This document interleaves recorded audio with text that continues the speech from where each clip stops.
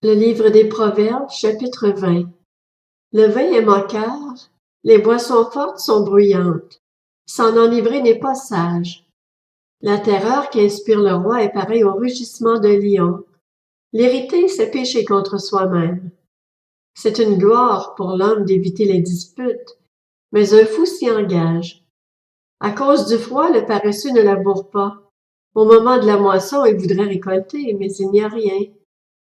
Les projets dans le cœur de l'homme sont des eaux profondes, mais l'homme intelligent sait épuiser.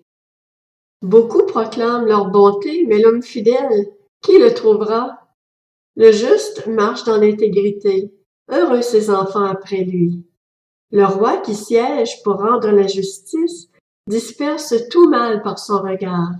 Qui pourra dire « J'ai purifié mon cœur, je suis pur de mon péché ». Deux poids différents et deux mesures différentes font l'un et l'autre horreur à l'Éternel. L'enfant se fait déjà connaître par sa manière d'agir. On devine si sa conduite sera pure et droite. L'oreille qui entend et l'œil qui voit, c'est l'Éternel qui les a faits l'un et l'autre. N'aime pas le sommeil, tu risquerais de t'appauvrir. Garde les yeux ouverts et tu seras rassasié de pain. Mauvais, mauvais, affirme l'acheteur, mais une fois parti, il se félicite. Il existe des objets en or et des perles en quantité, mais la parure vraiment précieuse, ce sont des lèvres qui transmettent la connaissance.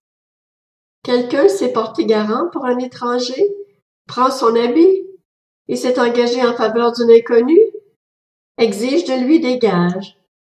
Le pain du mensonge est doux à l'homme, mais plus tard, sa bouche est comme remplie de gravier. Les projets s'affermissent par le conseil. Fais la guerre avec prudence.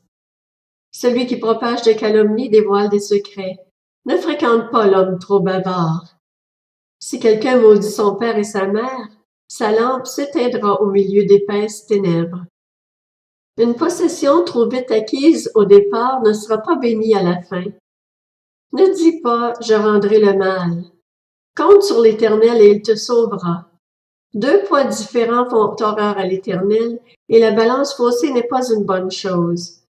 C'est l'Éternel qui dirige les pas de l'homme. Que peut comprendre l'être humain à sa voix?